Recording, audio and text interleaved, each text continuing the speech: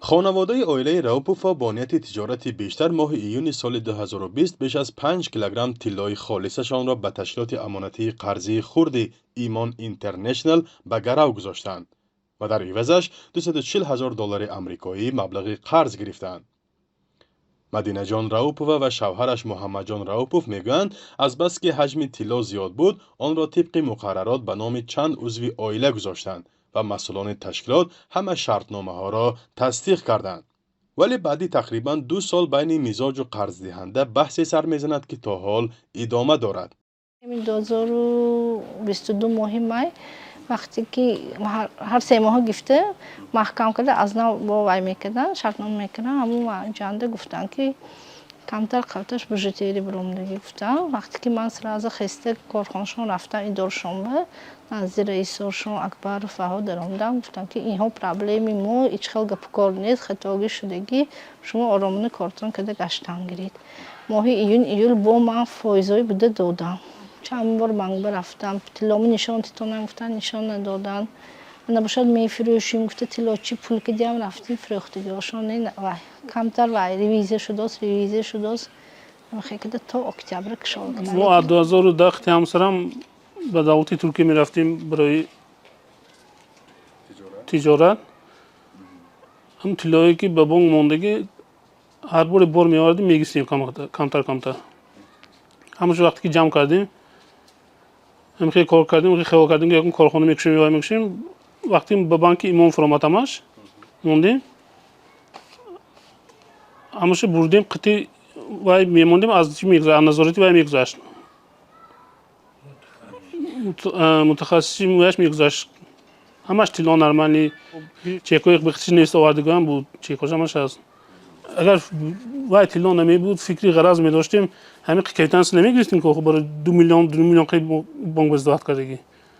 ماه اکتبر سال 2022 مدینه جان راوپوف و یک کارمند ایمان اینترنشنل را مقامات انتظامی در پیوند به این بحث بازداشت میکنند.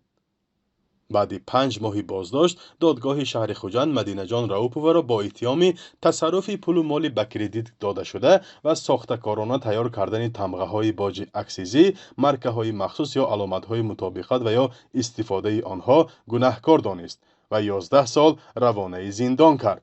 کارمند تشکیلات که به عائله راوپوف در عوض طلا مبلغ داده بود دادگاه با گمان غیرقانونی دادن کردیت و دیگر اتهام مانند به این 12 سال حکم زندان داد. حالا هر دو محکوم شده بر عوض جریمه از حبس رها شدند. ولی این عائله ادعا دارند که ایمان اینترنشنل مقررات بانک ملی را در مناسبت با شرطنامه میزاج پایمال کرده است. معمایی که ذهن آنها را بند می‌دارد این است که چرا در وقت قبول طلاواری چنین شبهه نبود و بعد 2 سال این مسئله رو زد. نه کشادگیشون دیدم نه طلامو دیدم نه بجتیری دیدم لیکن گردنی من به هم ممنون موندم که تو بجتیری موندی گفته.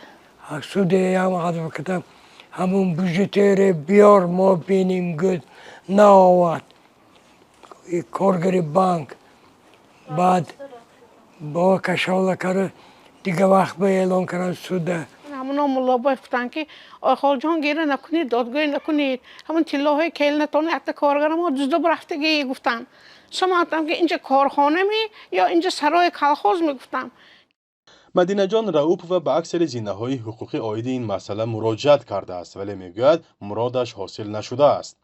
اکنون به گفته این خانواده مسئولان تشکیلات در عوض مبلغ‌های هنوز پرداخت نشده 2 حوله پیوندان محمد جان و مدینه جان راوپوف ها را میخواهند بگیرند. میخوای شد 2 میلیون سومون کیتانسه هم های اما پول گرفتن 2 سال به 2 میلیون فایز گرفتن 5 کیلو طلا گرفتن با جای زالوگ به این قانونی ممکن نمیده زمین زالوگ گفته بالی زالوگ هم به مثلا قرضشون گرفتن با حواله های گرفتن یا مجبور برای من برآوردن دادم مثلا من راضی نمیشدم اونجا هم بودم کن دادم مثلا اما قینا همشون گفتن که اونجا میشنن میگفته من برآوردم اکن حاضر شب روز خون دادم میرد اینجا میبیام اسکواتر به حجت همه به حجت اسکواتر که میخزونیم وای که دی وای میکنیم فقط با تهدید مسئولان تشکیلات امانتی قرضی خرد ایمان اینترنشنل در جواب رسمی به مراجعه خبرنگار رادیو آزادی نوشتند که در اساس سنجش نقشه‌ای نارسایی اموال به گرو گذاشته این قرضگیرنده را آشکار کرده و به صلاحیت مقامات تفتیشاتی گذاشتند. در هفته مرافعه دادگاهی مدینه جان راوپو و کارمندان تشکیلات که نسبت آنها پرونده جنایتی آغاز شده است ضرری رسانیده شده را برقرار کردند. عین زمان مدینه جان راوپو و اعضایان عائله‌اش در نزد ایمان اینترنشنل قرض ندارند. آمده است در ادامه نامه. بحث بانک‌های قرض دهنده و امانتگزاری تاجیکستان با مزاجانشان مسئله نو نیست. در پیوند به این ده‌ها شهروندان کارافتاده از ناعدالتی و رعایت نکردن شرطنامه داد و گرفت نسبت بانک‌ها به مقامات‌های ضد دخل مراجعت می‌کنند. اما به گفته آنها نه همیشه می‌توانند که حق خود را ستانند. کارشناسان ساحه اصرار می‌ورزند که باید معرفت اقتصادی ساکنان بالا برده شود تا چنین معماها سر نزند. فرزان محمدی، رادیو آزادی، ناحیه باباجان غفورов.